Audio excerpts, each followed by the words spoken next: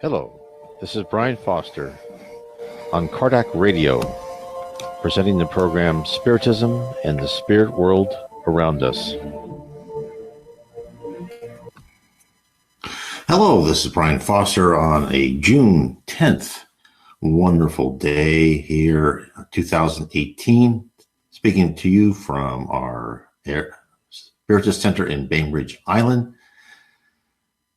And I want to, tonight, we are at 4 p.m. Pacific, 7 p.m. Eastern, all time zones in between and around the world. And the first thing I want to remind everybody is coming up on July 6th, 7th, and 8th is the first International Spiritist Youth Weekend. And you can find more information where I am live streaming here on Kardec Radio Facebook page. Again, that's July 6th through the 8th. It's the first International Spiritist Youth Weekend. So it's very close to Washington, D.C., Tyson's Corner, Virginia. I've been there before. It's a beautiful area. And of course, there's all sorts of sites and things to see around Washington, D.C. if you want to come earlier or stay later. So again, I encourage everyone to sign up for that, especially for all the young people. Parents are, of course, encouraged to attend. All the Spiritist gatherings I've ever been at are just wonderful, wonderful people, wonderful talks, wonderful discussions. You can't beat them. They're a fun time for all, and it's very spiritually enlightening. And you really learn to start communicating with the other side, right? This is your understanding what is being expected of us here on Earth. And of course, that's why all of us are here on Kardec Radio, is to understand our place on Earth, understand why we are here, determine what our course of action should be. How dedicated should we be to improving ourselves? Because the more we understand what the other side is like, the more we can decide what the amount of effort we should put into our life here on Earth.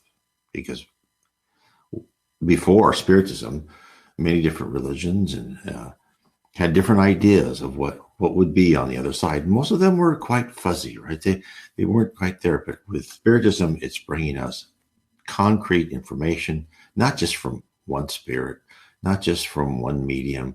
It's just a multitude of spirits in different places. Of course, it all started here with Allan Kardec, the Spirits book.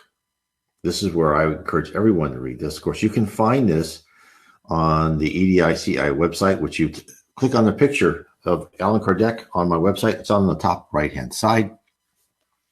Of course, you go down further, there'll also be, you can also click on where my YouTube channel is. And of course, when I do these talks, I always upload them on the YouTube channel. You can click on that, go to my YouTube channel. I put lots of YouTube videos. I'm putting a lot more and more 3, 5, 8-minute videos on different aspects of Spiritism.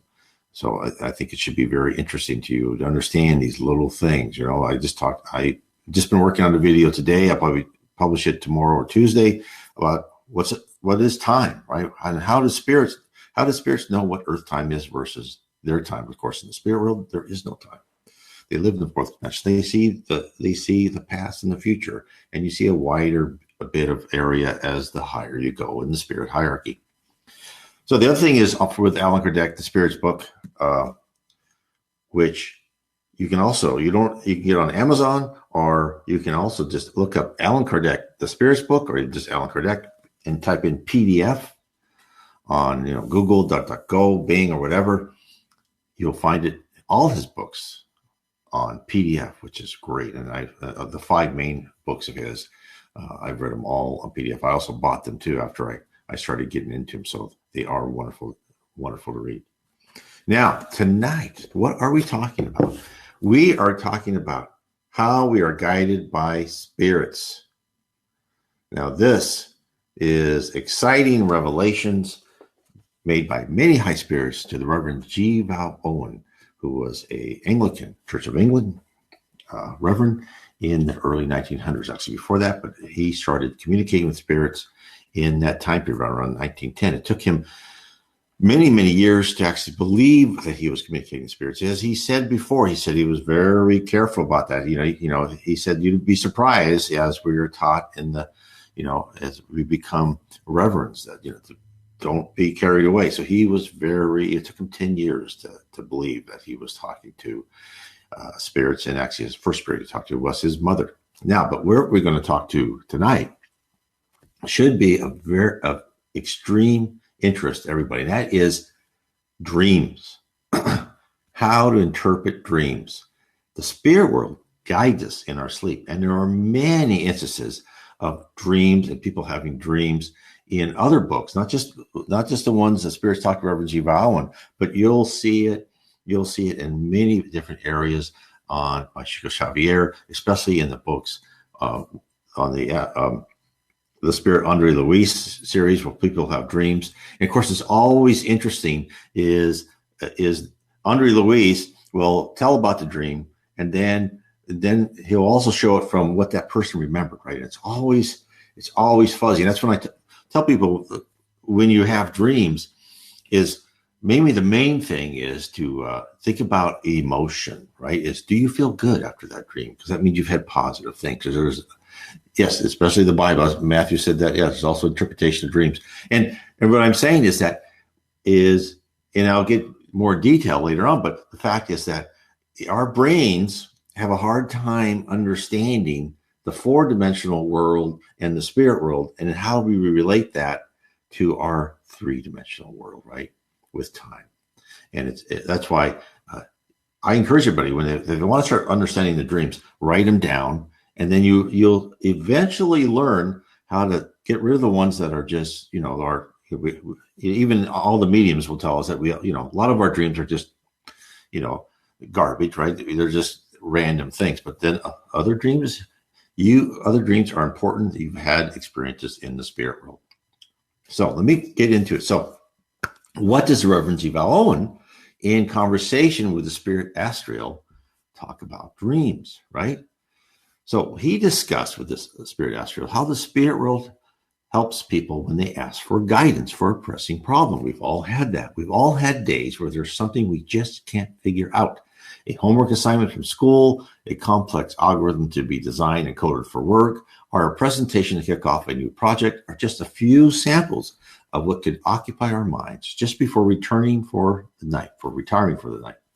Many ask for guidance from above in solving their problems. Others focus on the conundrum at hand so diligently that the energy of their thoughts reach the spirit plane in a form of requesting assistance. Astor reminds the good Reverend that God gave people minds to use, not just to receive instructions. That part of our trials on earth is to learn to solve difficulties on our own. After all, if the teacher gave everyone the answers to the test, why have the test? Right? Because we are here on earth to learn. We're not going to be spoon-fed everything.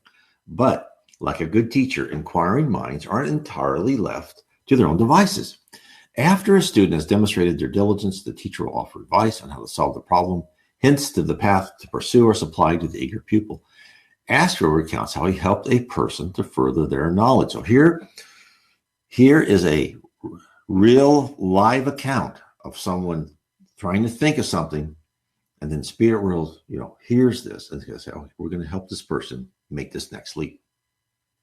Listen to what Astral says. I remember that once I was impressing a man who was investigating the laws of psychology in the matter of visions and dreams. He wanted to find out what was the cause of certain dreams being prophetic. The connection between the dream itself and the incident which it foreshadowed. He applied to me, and I told him that he must continue his investigations and use his own mind. And if all were well, he would be given to understand. So therefore, what's he telling us?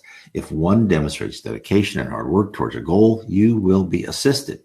First, the spirit realm must be convinced that a person deserves help. Also, it must be on your main path of your predetermined course of education. And once that has been established, a whole world of information is opened up. So Astral in its communications kind of reveals to us one small facet how the spirit realm guides us and cares for us during our trials here on earth. One aspect of the invisible care we receive is what happens when we dream and how they are structured to help us. Now, I go more into this in as far as how I've been helped with my dreams and how what I've seen in my book, The 7 Tenets of Spiritism, how it impacts our daily life.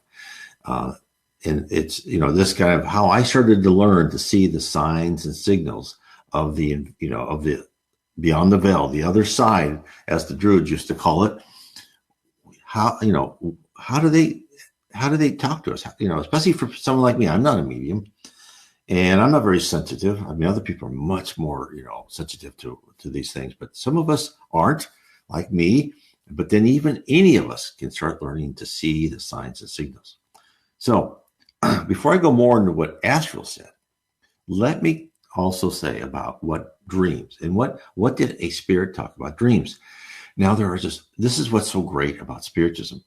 Now, thank heavens for the United States Spiritist Council, because they published in 2015 a book called The Spiritist Review, Journal of Psychological Studies of 1858. Now, what is that? That book contains all the monthly published magazines. They publish once a month, Allan Kardec did, of his meetings and different articles. And of course, a lot of that stuff is not in this book, but this is probably a lot of things he did after he did this book.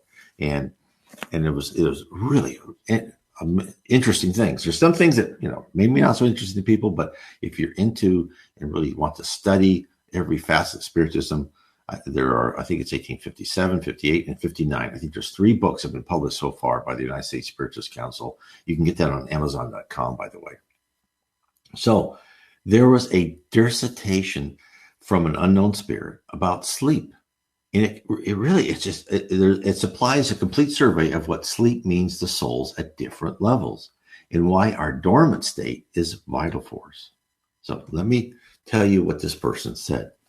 Poor human beings, how little you know about the most ordinary phenomena that exist in your life. You think highly of yourselves. You think that you have a vast knowledge and remain speechless before these simple questions framed by all children. What do we do when we are asleep? What is the meaning of dreams? I don't have the pretension of making you understand what I want to explain, since there are things that your spirit cannot submit to, because one can only admit what one can comprehend.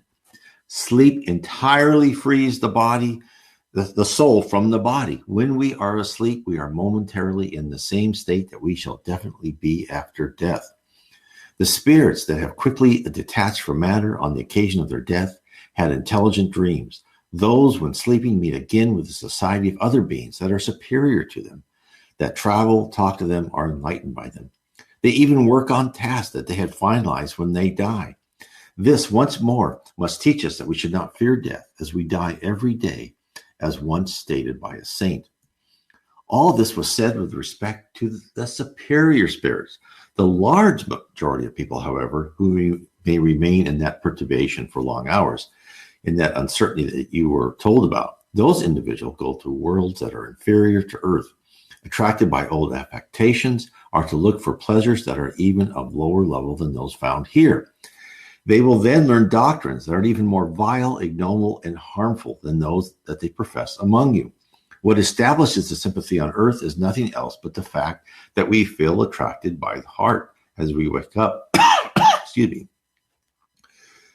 To those with whom we also spend 8 or 9 hours of pleasure or happiness.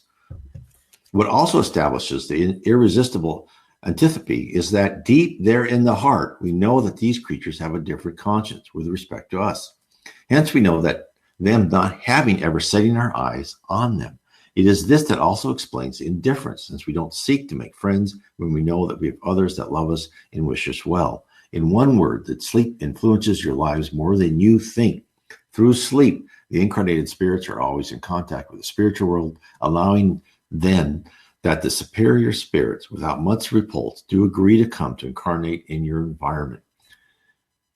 God wanted that during the contact with vices, they could reinforce their virtues in the source of goodness, so as not to fail, as they come to instruct others. Sleep is the door that God opened to them to meet their friends from heaven. It is the break after the work, waiting for the great liberation, the final liberation that should reintegrate them back to the real world. A dream is a memory of what your spirit saw during the sleep. Notice, however, that you do not always dream, since you do not always remember some of what you have seen or everything that you have seen. It is not your soul in its full detachments. Often is nothing more than the memory of perturbation that follows or departure or arrival, added to the memory of what you have done or worries you during the waking state. Without that, how can we explain those absurd dreams of the scholars as well as the simplest person? The evil spirits also use dreams to torment the weak and other souls. As a matter of fact, you will soon see the development of a new kind of dream. It is as old as the one you know, but ignored by you. It is the dream of Joan of Arc, of Jacob, of the Jewish prophets, and of some Indian foretellers. Such a dream represents the memory of the soul, entirely separated from the body, the memory of that second life that I was telling you about some time ago. For the dreams that you retain, the memory, try to distinguish well between those two kinds, as without it you shall fall into contradictions and cause dismal mistakes to your faith. So this is what, so aren't these wonderful things you find out? This is why this book was so interesting, is, that just communication. And at the end of the spirit's communication, we're told that some dreams can hold valuable information for us. It is our responsibility to separate the important and relevant dream from the vast majority of nonsense dreams we have. So, just as an example, in Andre Larisse's book, it's really interesting when they talk, this person has a dream and they come, they're helping something, and how they interpret it afterwards.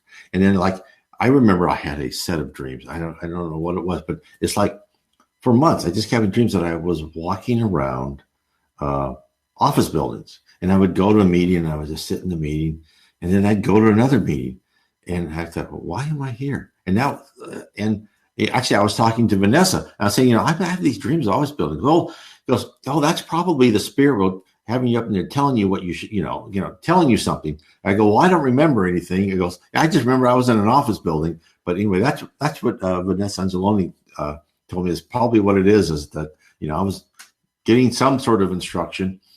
So you never know. I mean, that's why, and, it just never, and then I've talked to a person about a dream, and this woman had lost her young son. And, she had a dream that, she saw this, teenage boy, and she felt really good about it. And I said, and then even her father had a dream, and her mother had a dream also about this. And I said, this is the spirit world telling you, first, did you feel good about the dreams? Yes, I felt, I felt great about it. I said, first of all, it's the emotion. The emotion is probably true, right? You probably didn't go to some bad place if you weren't scared. So you probably went to some good place. And then you just have to kind of understand, you have to know of what you can interpret from that four dimension versus our three-dimensional world. And then, because the spirit world was trying to tell her, this son of yours was gone for a reason, and he will either come back as your next child or have something other important. But the spirit world tried to make you feel good about it. So it's very important. That's why when I have something I think is interesting, I try to write it down, and then I see, if I think it's telling me something. And then also in Memoirs of a Suicide, Camilo Branco, when he was talking about one of his previous lives, when he became a member of the Spanish Inquisition, and before that, he said he was told dream after dream, don't go there, stay a humble. He was impoverished, like a noble family, stay humble, just, marry some local girl. Don't go off and do this. And he said, I was told that dream after dream, but I ignored it. So, sometimes, listen to these things, because the spirit world doesn't want us to fail, right? The reason we're even talking about dreams is for people to get that important information so they can interpret that and help them go on the right path. Okay, so let's get back to what Asriel was help guiding this person. So then Asriel tells Rav Jivaoan exactly how he guided the supplicant who wanted to know more about prophetic dreams, because this person was trying to say, how can people have dreams and dream about the future? So Asriel was going to take that person and show them something about the future, so then that person can find out how it works. So Asriel, this is what Asriel said. That night, I met him when he fell asleep and conducted him to one of our observatories, where we experiment with the object of pertain in visible form the events hovering about the present moment. That is, events which have happened shortly before and those which will happen shortly in the future. We were not able to go back far back or far ahead at that particular establishment. That is done by those in the higher spheres. So, let me stop there. Let's talk about that. hovering shortly before or shortly ahead. So, does that give you an idea of life in the spirit world? Is that there's all it is different states. And you can see previous states, maybe present states, states that will come in the future, but not on a certain timeline. I've also read other mediums and who talk to other spirits, and I've heard that same word, hovering. Future events. We can, you're saying, yeah, I can see it's kind of hovering there. It's not too far from you, right? And so just imagine that scene. Imagine looking at a table, seeing the wood grow from a little sprout, from a seed. Someone takes that, creates the table, and then seeing the table degrade out in some field, right? That's kind of, you're seeing the whole procession of the different states. Now, the other thing is this whole thing about prophetic dreams and, the future and the hovering before. And in fact, I talked about in episode 1, the last one we're talking about is, our fate is predetermined, is that for those who absolutely reject determination, like I did, the realization that our future is known kind of rips out the foundation of your beliefs. At least it ripped out the foundation of my belief. When I finally figured out that my life was pretty well set and that things would happen, whether, it's just amazing. So that means what I found out is it meant my life on earth is set, not in stone, but only in the trials that you shall encounter. We, I, and you will have free will to choose your options and attitude during those lessons presented to you. But Spiritism also answers the questions of the ability to see forward. Allan Kardec, who wrote the spirit books in the 1850s, provides an analogy of how a spirit can see this. He says, imagine a spirit standing on top of a mountain. There is a trail in the canyons below. The spirit can see a person walking along the path. The advanced spirit is able to detect where the person was and where they are going. Whereas the person below, he or she only sees the immediate road ahead and can look to the rear to see what has already happened. So we are that person on that rough trail. And the spirit world, made up on many levels of ascension, can, determined by the stage of purity, accurately foretell the road ahead. The person who is dreaming will get to see maybe a bit of the road ahead, which was covered in mystery before. And in fact, when I talk to people, and people call me and I talk to people, what I try to say is for all of us, and I try to do that every so often too, is imagine us, each individual, be on top of that mountain and look at our life, because we look at our life like moment to moment. I'm bored today, right? Or my life is boring, or, oh, I'm so poor, I can't get that car, or I can't buy that, shoes I want, or I can't go to that concert I want. I'm stalled in my relationships, etc. But that's why we have to look. We have to stand on that 10,000 foot level mountain and look down and see we're just on this. We're immortal, right? The sun will burn out and we'll still be alive. Think about that for a second. So just think of yourself as you're just on this arc. And if you're bored, hey, it's going to happen. If you're not where you want to be, follow your conscience. Just try to be. Look, when you leave this physical life, you have nothing but what's the improvements you made up here. The worst thing that can happen, a lot of these people that are going to kind of go backwards, create more errors that they have to atone for, are park. Right? They use that a lot in spiritism. Don't park yourself. You can park yourself on earth. You can park yourself in the lower zone. And what does it park mean? Parking mean is making no advancement, just kind of staying where you are, just going through life, right?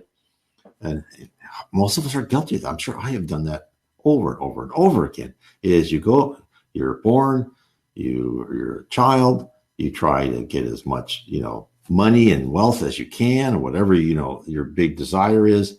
And instead of trying to work on repairing your personality and your character, because that's why we're here. So now, so what does Astral say? So this is what Astral said. So He said, we set the instruments in order and cast upon his screen a picture of the neighborhood in which he lived and told him to watch intently. One particular item was the entry into town of some great personage with his large retinue. When the display was over, he thanked us and we conducted him back to his earth body again. So, Astral arranged for the inquiring gentleman a demonstration of a prophetic dream. Astral gave him the gift of seeing ahead so he could determine for himself what the dream meant. So Astral tells us further. He awoke in the morning with a feeling that he had been in the company of a certain man who had been experimenting in some branch of science, but could not recall what it had been about. So let me stop for a second. So again, this is typical of a dream. It's like, I saw these symbols. I don't really know what it's about. But just let your mind percolate. So I'll carry on with Astral said. But as he was going about his work that morning, the face of the man he had seen in the procession came to his mind vividly, and then he remembered several scraps of his dream experience. On opening a newspaper a few days afterwards, he saw an intimation that the visit was projected to the town and district of this same person. Then he began to reason things out for himself. He did not remember the observatory nor the screen picture we had shown him as such, but he did remember the face and the retinue. So he reasoned in this way. When our bodies sleep, we ourselves, at least sometimes, go into the sphere of 4 dimensions. That 4th dimension is such as enables those who dwell there to see into the future. But coming back to this realm of 3 dimensions, we are not able to carry over with us all we have experienced when we ourselves have been in the realm of 4. Yet we do manage to hold such items as are natural to this lower realm, such as the face of an earth dweller and a retinue in procession. So Astral, what did he say? He explained the relationship between the dream and the reality of the experience. It goes on. The connection then between such a dream as foreseen and the events themselves is the relation of a state of 4 dimensions to a state of 3, and the former being of greater capacity than the latter covers at any moment a wider range of view as to time and sequence of events than the latter can do. So, we who live in a 3-dimensional world where we can place in view objects given width, height, and depth, time is held constant as we see, right? Because we don't know time moving. We just see the state, right? Our eyes can only view in 2 dimensions, but our brain enables us to infer the 3rd coordinate. Now, suppose you're a creature of 4 dimensions. You detect width, height, depth, and time. You see the object not in a snapshot, but in all phases of existence, as I said earlier. Now, think about Socrates. Now, Socrates made a very famous called the analogy of the cave. And in the analogy of the cave, and what I think is that these people are chained to the wall, right? And there's a fire behind them, and they can only see the shadows on the wall. So they believe that they are 2-dimensional beings, and that one of the 2-dimensional beings escapes, gets out of the cave, comes back, tells everybody, this is a 3-dimensional world. It's great. And of course, they kill him because they think he's crazy. Now, I went through that really fast, but what everyone, what you'll see if you look that up, and what most scholars say, oh, this is about learning, and we have to learn, and how we can't see things in new paradigms, etc. But Socrates, of course, as we know from Spiritism tells us, is a minister of Jesus Christ. Socrates, yes, like the movie The Matrix, exactly. We are a logical universe, right? Socrates was telling us, first, a lot of what Socrates said foreshadowed what Christ would say, but Socrates is telling us, look, you don't even understand the other side. And I'm just telling you now, this is like the allegory of the cave. There's something just so much more amazing out there. And Socrates also said, it's impossible to be a really wise person in a physical body. Your mind is just, onslaughted with 1,000 emotions, all the time. And of course, that's exactly true, correct? Because we have these thoughts going through us, and we, subconsciously pick these up. And of course, and as Matthew said, like the movie The Matrix. So, and that is what is the more you understand spiritism and you see, especially the information, right, from how we're guided by spirits in the book 2, what the universe is like. I think the more that I think a lot of people understand is we really live in a logical universe, and in that when we are, when we go into the spirit world, we are like a character, a personality, and we are this basic of an intelligent, artificial intelligence, and that we over time create ourselves, right, through these experiences. So let me go down further. So let me give you an example. Another example, I found an analogy from Wikipedia I thought was interesting that postulates what a two-dimensional being would think about a three-dimensional being. And I'm telling you this because this will help you understand your dreams, because you have to understand how you can't really see what you don't know. In fact, when the Indians, what they say is like when the Indians first saw the ships from Columbus, and they would look under the horizon and see these ships, they didn't really see ships because they had no foundation of what those were. They just low black clouds. So this is the toughness sometimes of going back and forth. This is what was said. Dimensional analogy was used by Edwin Albert in the book Flatland, which narrates a story about a square that lives in a two-dimensional world, like the surface of a piece of paper. From the perspective of the square, a three-dimensional being has seemingly godlike powers, such as the ability to remove objects from a safe without breaking it open. Think of it, right? Moving them, it's square on a piece of paper with a third-dimensional object. You can just take him out of the piece of paper like that, even though there's a square, 4 lines around that object. And then to see everything that from the two-dimensional perspective is enclosed behind walls, and to remain completely invisible by standing a few inches away in the third dimension.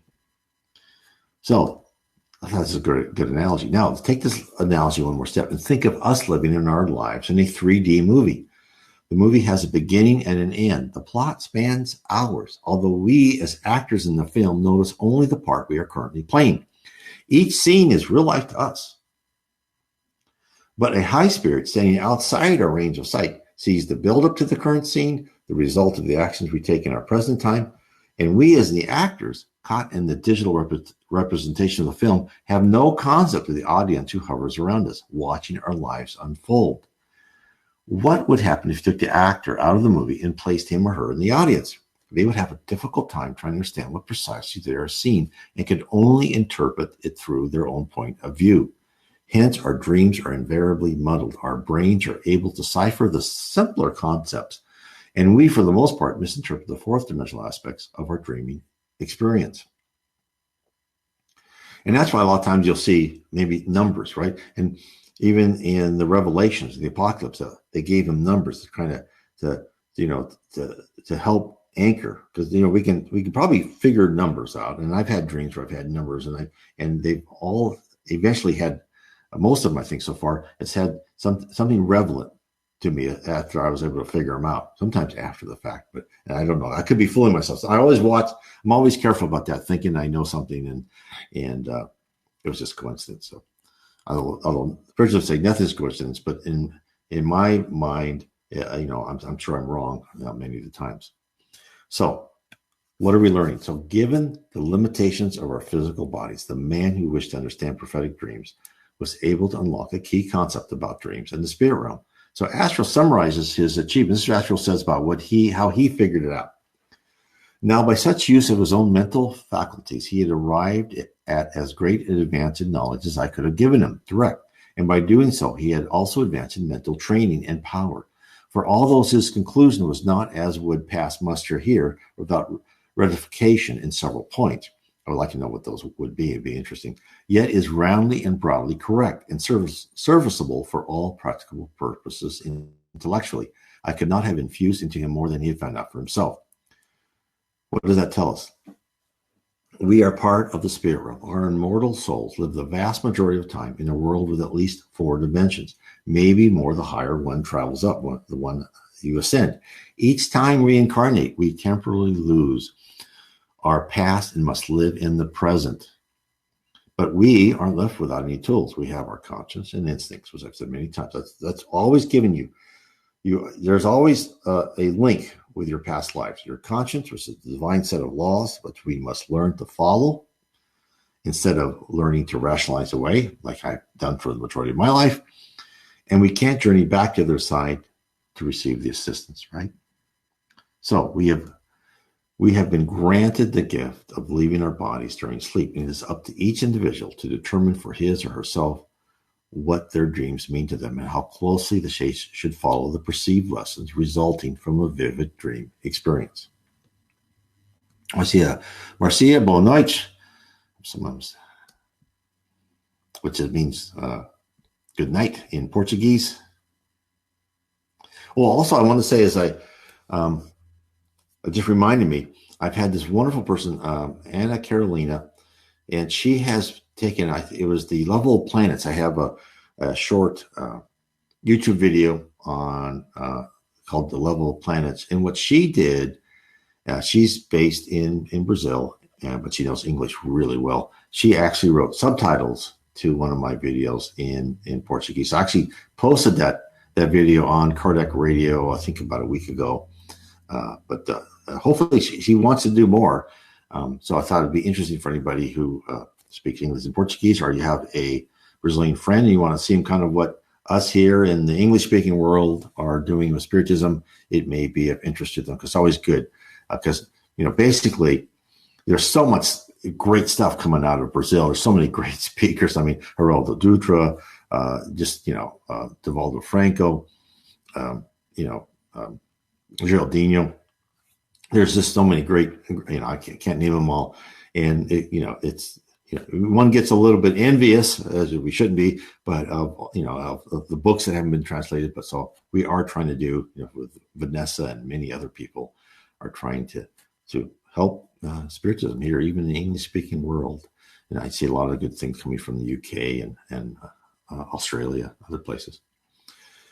Okay, now let's talk about the next thing, which is interesting about how humans are guided, and that is talking about goodness is to evil. What is goodness and what is evil? Now here is the spirit Zabdiel, who the Reverend Jivalan talked mostly in the second book, Life Beyond the Veil, which was a collection of 4 books in the 1910s. And he explains the concept of goodness and evil. And Zabdiel tells us that good and evil are conditions of attitude toward God. So, conditions of attitude toward God. Your perspective regarding the love of God determines the amount of benefit or harm any action we take, which sooner or later reflects back on us. Because we all know that nothing is black and white, almost nothing. And that there's all sorts of shades of gray, and that we are here on earth to understand these shades of gray, because our conscience, as I just said before, is given to us in life after life. Now, that conscience isn't a static member of our personality. It's like a library, right? You have the set of laws, but then you have the interpretation. And we start relearning as we mature as spirits, we learn how to interpret other things. Because nothing's easy. And what Zabdiel presents is a universe full of supreme spirituality's love and the constant which permeates all. And when we attempt to block out the radiating love from God, this is where evil persists. That's an interesting concept. And I believe it's, it becomes obvious, but it takes a while to think about it, right? Is because God is love. And the more you read about spiritualism, you just see that's true. And, and we go off target here for a second, but that's why people go, well, I don't believe in God. How could God kill a child? How could God have earthquakes? How could God let us have war, right? All those things. But when you have a child, don't you let the child learn things, right? Sometimes you have to let the child do something stupid so they learn from it. We all know, and even as teenagers, oh my heavens, even as teenagers, it would be amazing. You know they have to learn the hard way. Oh, let me here. Wait, there's a question from Matthew. Speaking of the apocalypse, do you think there would be any time for you to have a stream one time discussing about NDEs and future events that says visions of possible oncoming catastrophes during the transition of Earth status? Okay, yes. I will get into that later on. In fact, I have a lot of information on that. I have a book called The Spirit World Talks to Us, and also which tells about 12 different NDEs, which people saw visions of the future. And I should do that. I should do a program on that one day. But I'm also going to take later in this book is all the future of the earth. This is like in the last chapters of this book is the future of the earth as presented by different spirits to the Reverend G. Vowell, which is very interesting. So I think that would be an exciting topic because people in NDEs, I mean, this is what's exciting about Spiritism. That's why I wrote this book, The Spirit World Talks to Us. I also wrote a book before that, another one about NDEs. And it goes through what they saw, what they heard, and it's actually there's a YouTube video I have, Bees Trip Around the Universe. And also I don't know if the Diego, but there's one that Diego had a lot of interesting information about the future in his NDEs, which was a really exciting one. He saw his own personal future and some of the future of the earth. And of course, when you're up there, you're going to start seeing in 4 dimensions. And if people point this out to you, you'll see that.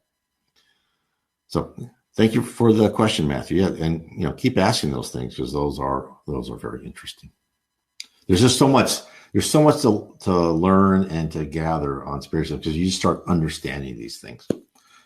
So let me go on about love. This love, So what Zabdal says is the universe is full. Yes. Oh, Matthew. Yeah. Put down some suggestions. And our comment on YouTube. Yeah, go ahead because I get notified on comments. YouTube's better because those comments will stay. The comments here on this one, may disappear.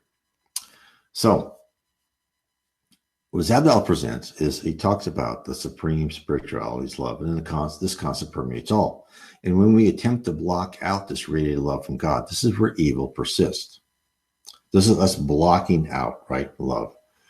So this is what he says. The very intensity of the love of God becomes terrible when it meets with an imposing obstacle.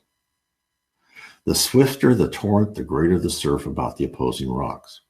The greater the heat of the fire, the more complete the dissolution of the fuel which is cast into it, and on which it feeds. And although to some such words may seem horrible in the saying of them, yet it is the very intensity of the love which energizes and flows through the creation of the Father, which, meeting opposing and disharmonious obstruction, causes the greater pain. Even in this earth life, you may test and prove this. For the most bitter of all remorse and repentance is that which follows on the realization of love born to us by the one we have wronged. And I thought that was a great example. Yes, I mean, that would be, and you feel terrible. You feel, especially if if I get mad at my kids and I say, oh, why did I get mad? Why did I do that? Why did I get mad at my wife? Or, it's just, you hate that. And imagine some of these people who are really doing, and they know they're doing terrible things, right? It will all come back to them. And they, you'll see this time after time. They'll have illnesses, and it's all because of the stress that builds up into them. Is because there's good and bad in everybody. There's nobody wholly bad. There's nobody wholly good, right? On earth, there's graduations of everything. Even the worst person has some good in them, and that disharmony that causes immense stress. So holding back love and God's will is like an attempt to dam an ocean, right? It may work for a short period of time, but in time, the barrier will fail. And therefore, evil is the absence of love. Where love is allowed, there is good. Where love is resisted, there is evil. And I think that makes, it helps put in perspective. If you let love wash over you and you look at everything from that perspective, you'll do good. Now, it doesn't mean you're a pushover or you let everyone walk over you, right? It means that if there's something you need to do and you let this love, but you all, because, right, God and Jesus loves us, Spirit loves us, but we still have to go through maybe harsh trials. Now, it means that sometimes you have to be focused and you have to marshal your energy. Don't be angry, but you're focused, you're indignant. And then you're focusing energy to say, no, you have to do this, right? That still means you do it with love. It makes sense? So, Zabdal analyzes evil. And this is what he says.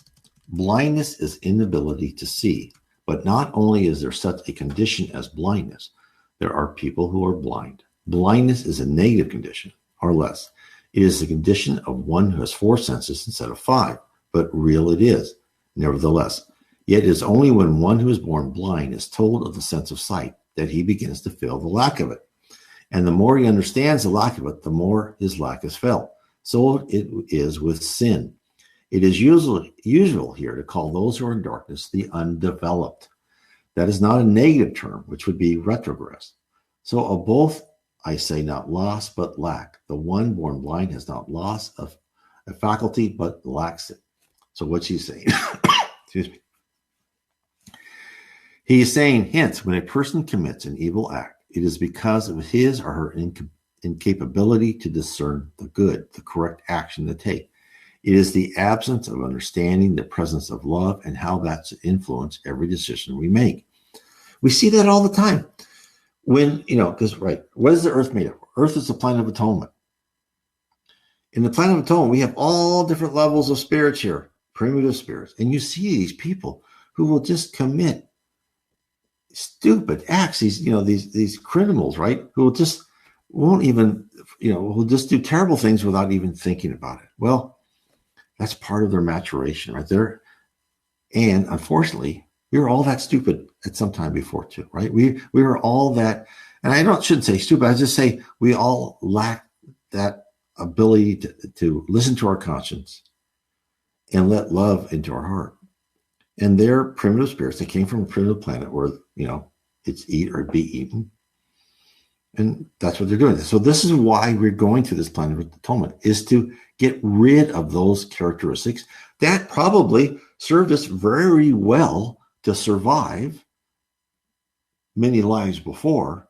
But for us to ascend, we have to modify that behavior. We have to change your personality. That's why we're out here on Earth, right?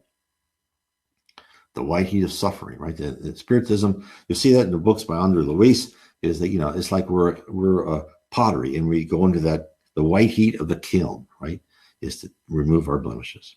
So most spirits and all people are balanced with good and bad characteristics. There is not a living soul that's composed completely of evil. We are all a mixture. We travel through life committing acts that we regret. And Zabdal explains why this is. This is what he says. Yet you may say that people do go back and fall from grace. Those who do are such as those who are partly blind or of imperfect sight, colorblind as to one or more colors. These have never seen perfectly, and their lack is only unknown to them until opportunity offers, and then their imperfection is manifest. For a colorblind person is one whose sight is, in little or more measure, undeveloped. It is only by using his vision that he maintains what vision he has. And if he neglects to do this, then he retrogresses. So with the sinner.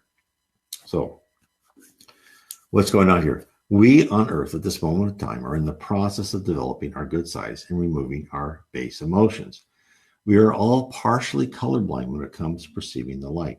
We are on Earth because we need to train ourselves to fully comprehend the love which envelops us and how to channel that love for our own benefit and the benefit of others. Now, as my own personal experience, as going through life after life, I have been told in mediums meeting that I have failed time and time again in my previous lives. And how hard that is to hear that. How, it's like, oh my God, I can't believe that. And they said, filled time and time again. I don't know how many times, but it was probably a lot. And I know because I can read what's happening to me in this life, right? I know that, hey, every time I made what I thought was a good pot of money, it all disappeared somehow. And I know that, look, okay, I'm not allowed to do that. I'm not allowed to become wealthy, which is fine because what I was told is I took wealth from other people instead of leading people spiritually and helping them, I used them, right? And I can tell my personality that I was growing up, I had that inclination. Now I've tried to change that. But so that's why another thing, like one on my book, The Problem is a Solution, is that, by going through the trials you're going through, you can start understanding, okay, what did I do? I have to learn this lesson. What could I have done? So I have to learn that lesson. And that's why, you got to get back on that 10,000 foot level and look, okay, well, yeah, 2 miles down the road, you did this. And now here, at the present, you're going to have to learn not to do that again. So you just kind of have to go through these things. So that's why, it's the process whereby we grasp what we have heretofore missed in our trials on earth. Our choices during those trials sets us up for where we will land in the spirit world. And our course we must follow next life. Zabdal tells us it is only by free will that person is held responsible for both good and evil in his heart. And remember, free will is a concept. Every book I've read, Jiva Owen, Yvonne Piera, Kardec, Devaldo Franco, Chico Xavier, free will is we're allowed free will. And I tell people, okay, you want to know why there's chaos and there's evil in this world and why everything's all screwed up? Because we have free will. If God could make this world perfect, if we were like, ants and we all did exactly what we're told, and we were like these, automatons, these robots who never did anything bad or different, the world would be a great place. But we're given free will. We're given the opportunity to learn. And that's why the planet has to be the way it is. We have to learn through these things. And therefore, through our trials, we build up a range of experiences, like a law library that contains case histories, which are used to guide the verdicts in future cases. We, too, deposit what we have learned into our conscience, hence our need for multiple lives in multiple cultures.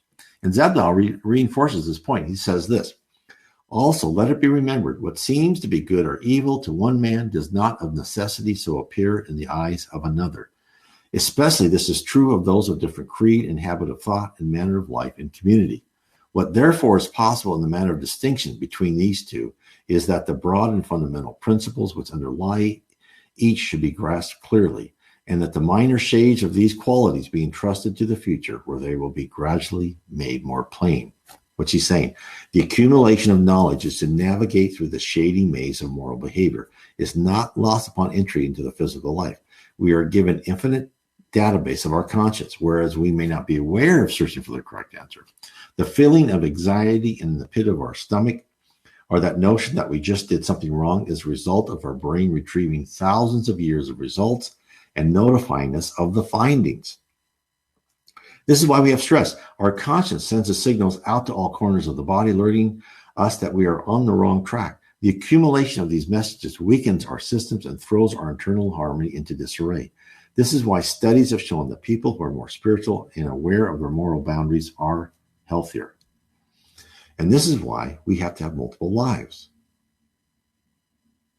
And so for a longer, shorter period sometimes, and often indeed for some thousands of years, this was told to us by a spirit.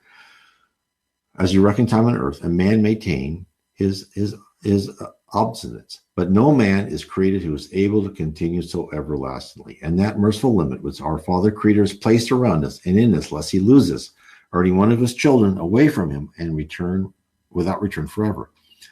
Therefore, what's Zabdal saying? Some of us simply do not learn the easy way. I know I haven't. Our life is not sufficient to fully embed living by the golden rule into the foundation of our character, not just one life. And therefore, as I told before, and I was told I have failed in the past. So I am so grateful for the overwhelming force of love that is slowly breaking down my walls of selfishness. And only by living through harsh realities was I able to understand that the absence of love, of caring, of compassion sets the stage for great virtue, great wrongs. My lack of virtue, caused by my ignorance, I believe is gradually being righted. I'm a long way off, but now I welcome the journey. I look forward to learning to live amongst my fellow beings with a sense of love and purpose. And the first step is to listen closely to that governor in your head, your conscience. Attempt to follow what feels right. I think this is why so many people, they get stressed and they, they're on these mood altering drugs. You don't need that. Follow your conscience. Even if you become poor because of it or whatever, if you follow your conscience, your stress levels, it's happened to me. I used to get headaches all the time. Your stress levels, and I'm certainly less successful in my career, that's for sure. But your stress levels just melt away. It's not easy to follow what's right. And there's still many cases that are uncertain to most incarnated souls. But as Zabdal says, as we experience more lives, our moral compass will expand. And Zabdal leaves us with this message. Let us therefore, having looked on this phase of aberration for man's natural walking with God, now look the other way in the direction in which all things are tending. For truly, evil is but a transitory phase, and whether it passes away from its economy and whole or no, from every individual, most surely it will pass away when its opposing force is spent, and he be left free to follow on in the glorious train of those who brighten as they go from glory to further glory and greater glory.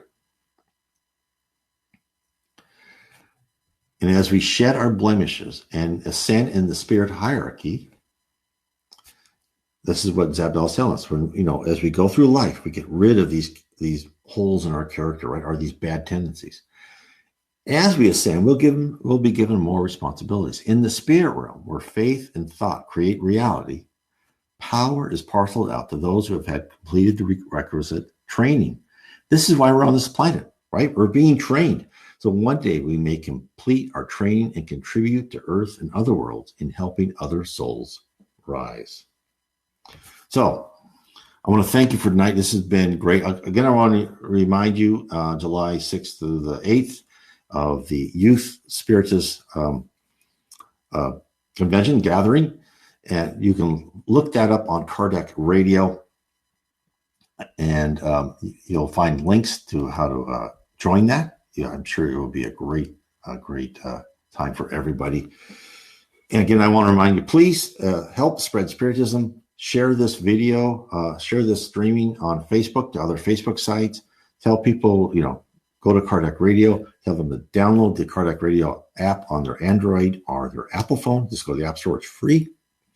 Go to my blog, nwspiritism.com. Join the YouTube channel. Tell other people about it. I truly believe that Spiritism will give you the ammunition, give you the knowledge of why you're here, what you're going through, what's waiting for you in a manner that is so much clearer than almost anything else has told you what is waiting for you on the other side, why you're here going through what you're going. And for so many people I've talked to, you can't believe how that just makes you a healthier, happier, stress-free person. It is truly amazing. It takes, believe me, it's hard work. And I'll tell you why spirits is hard work. Because first, you learn that you're being watched every minute, not just what you do, but your thoughts, right? You've got to start learning your conscience, which is really tough after we've raised ourselves to rationalize away many things. And so this is, it's not easy. It takes study, it takes work, but I believe it's worth every minute of it. Thank you so much. I will see you all later and have a wonderful night. I'll start with the end clip.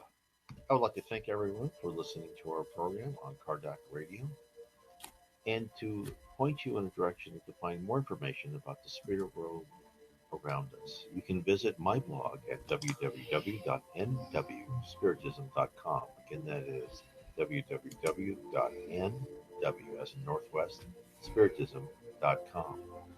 And if you are ever in the Northwest, I certainly would welcome to have you come to our meeting on Bainbridge Island near Seattle in the state of Washington. Many blessings to all of you, and please continue to explore Spiritism and the spirit world around us.